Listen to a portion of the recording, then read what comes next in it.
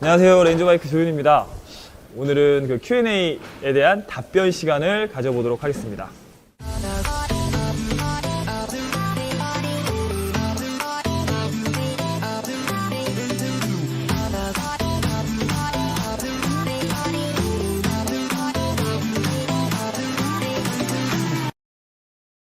이건 취향 차이인 것 같아요. 비슷하고 약간 디자인만 보고 고르시면 될 것 같습니다. 디자인하고 가격 두 개만 보고 취향대로 고르셔도 둘 다 후회가 없을 거라고 생각을 해요. 자, 레이스 바이크 세팅을 하는 방법. 기본은 있지만 저도 지금 외국 가서 배우고 외국 유명 선수들이나 미케닉한테 계속 배우고 있어요. 저희 팀도. 그 정도로 끝이 없어요. 모토GP 선수들도 계속 최정의 세팅을 찾아요.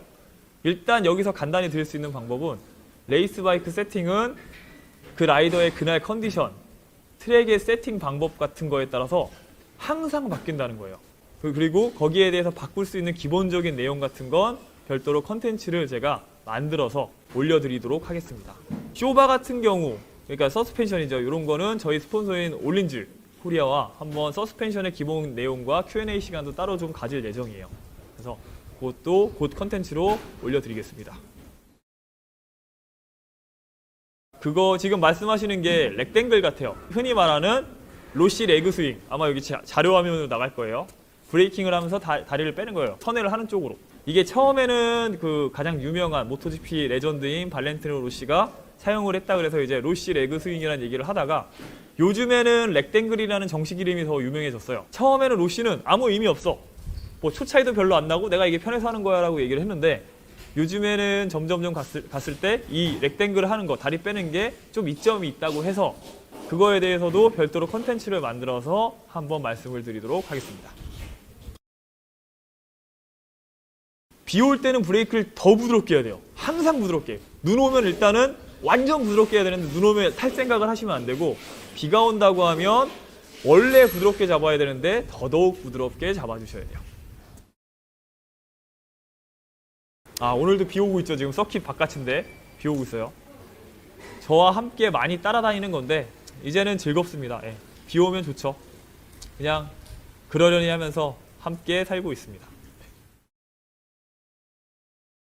간단하게 말씀드리면 제 사비가 거의 70~80%예요.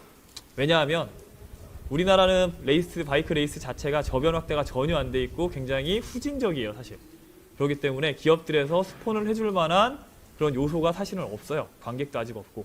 그래서 안타깝게도 거의 대부분 저나 아니면 선수들의 사비로 대부분 충당을 하고 있고 스즈키 같은 경우 저희 팀이 이제 이름이 스즈키 SLR 타이치 팀이라서 메인 스폰서로 스즈키가 들어가 있어요. 그런데 스즈키에서 해주시는 건 보통 이제 바이크를 이제 타는 동안에 빌려주시고 그다음에 뭐 트럭을 빌려주시고 그다음에 기타 부품 같은 걸 할인을 좀 해주시는 것들 그것만으로도 굉장히 우리나라에서는 큰 거예요. 그런데 그 이외에 들어가는 돈이 굉장히 많기 때문에 보통은 레이스에 들어가는 돈의 70~80%는 이제 선수들이나 제 사비로 들어간다고 보시면 됩니다. 가능은 해요. 근데 이건 대부분 많이 보시는 그 유튜브잖아요. 가장 공익적으로 말씀드리면 쿼터 정도는 갔다가 가셔야 출력 적응이 조금 더 수월하실 것 같은데 아 내가 이거 600cc 이거 꽂히는 게 있어 무조건 가야 되겠어 싶으면 가시되 굉장히 2~3개월은 천천히 살살 타시면서 조심히 타셔야 됩니다. 그러시면 불가능하진 않아요. 공도에서 이렇게 하기가 쉽지가 않아요. 이렇게까지는 공도에서 저는 하는 건 일단은 추천을 드리지 않고요. 만약 서킷 기준으로 하신다면 자 브레이크를 잡아요. 처음에 잡아서 내가 허용할 수 있을 정도의 브레이크까지 잡으면 브레이크 레버는 가급적이면 그대로 유지를 해주세요. 더 잡으려고 하지 마시고 그 상태에서 클러치를 최대한 짧게 잡으면서 기어를 내리고 그 다음이 중요한데 슬리퍼 클러치가 있으면 조금 그냥 부담 없이 놓으셔도 돼요. 근데 슬리퍼 클러치가 없다면 그러면 거기서 레브 매칭을 한번 더 해주셔야 됩니다. 그래서 더 정신이 없기는 해요. 근데 이건 지금 말씀드린 방법으로 올바르게 하나하나 연습을 해서 조금 더 익숙하게 하시는 수밖에 없어요. 굉장히 심오한 질문을 해주셨는데 일단 제일 간단하게 말씀드리면 일반적인 바이크에 백스텝을 안 넣으면 순정 스텝에는 뱅킹 센서가 있어요. 스텝이 있으면 대각선으로 뱅킹 센서가 나와 있어요. 뱅킹 센서가 닿을 때까지는 기본적인 안전 마진이 확보된다고 보시면 돼요. 근데 거기까지 어려운 이유는 여러 가지 노면의 불안전성, 노면이 공도는 어떤 노면이냐에 따라서 다르고, 그리고 날씨와 온도도 다르고, 라이더가 어느 정도의 스킬을 가지고 하중을 주느냐도 다르기 때문에 조금 천차만별이긴 하지만, 굳이 말씀을 드린다면 제조사에서 만든 이 뱅킹 센서가 닿을 때까지는 기본적인 안전 뱅킹이라고 할 수가 있어요. 근데 거기까지는 눕히지 마세요. 그리고 그 외에 뭐 온도 대비 그립의 한계에 관련된 건 아까 말씀드렸던 것처럼 나중에 타이어나 아니면 그립 컨텐츠, 트랙션 컨텐츠에서 별도로 다뤄보도록 하겠습니다. 포지션은 케이스 바이 케이스예요. 제가 말씀드렸듯이 자기 신체에 맞춰서 해야 되는데, 보통은 허리를 푹 숙이면 고개가 이렇게 뜨죠, 보려고 그러면. 근데 이거를 평소에는 직진 갈 때는 그냥 편하게 허리 펴고 그냥 편하게 가세요. 그러다가 이제 실제로 바이크를 잘 움직여야 되는 스포츠 주행, 선회 때는 허리를 내리고 이제 팔에 힘을 빼야 되죠. 빼야 되는데 이 상태에서 고개가 올라갈 수밖에 없어요. 이게 목이 너무 아프면, 그러면 고개를 살짝 턱을 당기시고 눈을 치켜 터서, 이게 조금 인상이 써질 수도 있어도 이렇게 보는 게 목도 안 아프고 내가 이 표정 때문에 긴장도 하게 돼서 여러모로 굉장히 이득입니다. 그래서 만약에 이게 목이 아프다면 스포츠 주행할 때는 약간 고개를 떨구고 눈을 치켜 떠주세요.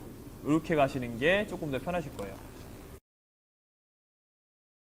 변속할 때 퉁이나 철컥하고 들어가는 거는 기어가 들어가는 소리예요.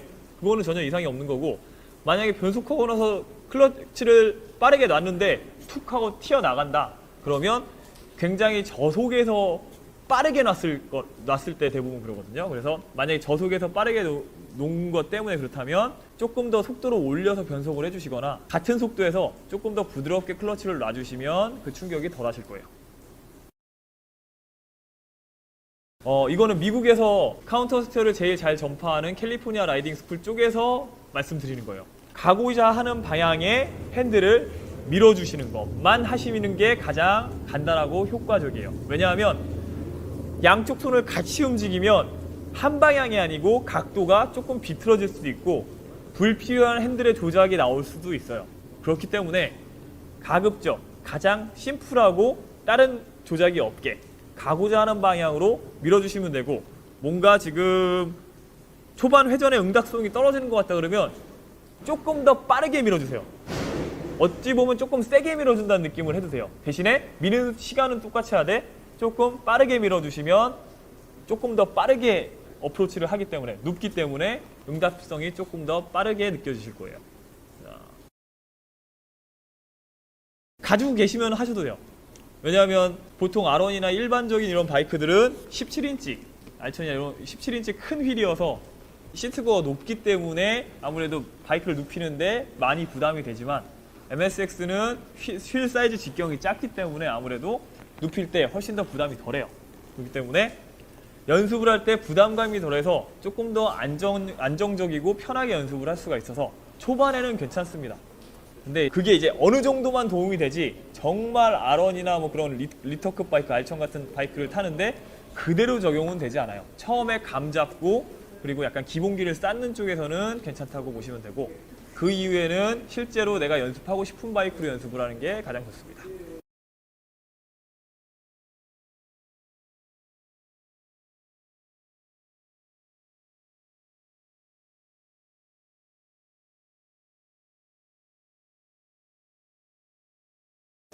이거는 케이스 바이 케이스인데 일단 간단하게 말씀드리면 타셔도 문제는 없어요. 그립감이 많이 좋아진다고 하셨죠. 대신에 마일리지는 쉽게 떨어질 거고, 그 다음에 또 하나, 공도에선 그럴 일이 없지만 조금 고속에서 코너를 뱅킹을 많이 주기 시작하면 오히려 밀릴 수가 있어요, 타이어가. 왜냐하면 타이어가 눈에 띌 정도로 눌리기 때문에 사이드 쪽이 버텨주지를 못해요. 그러면 오히려 안으로 푹 들어가면서 바이크가 쓱쓱쓱 밀릴 수가 있기 때문에 아주 고속 코너링을 할 때 아니면 뭐 큰 문제는 없어요. 지금 큰 문제가 없고 그립력을 최우선시한다고 하셨기 때문에, 대신에 마일리지 많이 떨어지고 그리고 고속에서 코너 때 오히려 위험할 수 있다는 거, 그 정도만 하고 이것도 나중에 타이어 시간이랑 그립 시간에 같이 다뤄보도록 하겠습니다. 카운터 스티어링을 의식해서 쓴다. 이것도 제가 이제 카운터 시간에 말씀드렸던 대로 사람이 앉아서 시선만 돌려도 무의식 중에 카운터 스티어는 조금씩 들어가요. 그렇기 때문에 굳이 의식적으로 안 하셔도 돼요. 내가 급격하게 선회를 하고 싶지 않으면, 아니면 지금 선회를 하는 게 부족하다고 생각이 되지 않으면 그냥 시선 처리만으로도 충분해요. 무릎 꿇는 것보다 하체 빼고 무릎 꿇는 것보다 시선 처리를 과도하게 하고 상체를 최대한 펴서 하다 보면 자연스럽게 의식하지 않아도 카운터 스티어링이 된다. 네? 그리고 자동으로 무릎이 벌어지게 된다는데 이것도 나중에 이제 저희 라이딩 스쿨 오면 제가 말씀드리는데, 간단히 말씀드리면 공도에서는 일단 하체를 빼지 않는 게 좋아요. 왜냐하면 하체를 빼면 내가 가고 싶은 방향으로 누울 때는 조금 더 효율이 좋아지기는 해요. 근데 그 다른 방향으로 뭔가 조치를 할 때는 굉장히 늦어요. 무슨 말씀이냐면, 공공도로는 여러분들만, 우리만 타는 게 아니잖아요. 코너를 돌다 보면 어떤 이물질이 깔려 있을 수도 있고 앞에 차가 정차해 있을 수도 있고 뭔가 예상치 못한 위험 요소들이 되게 많아요.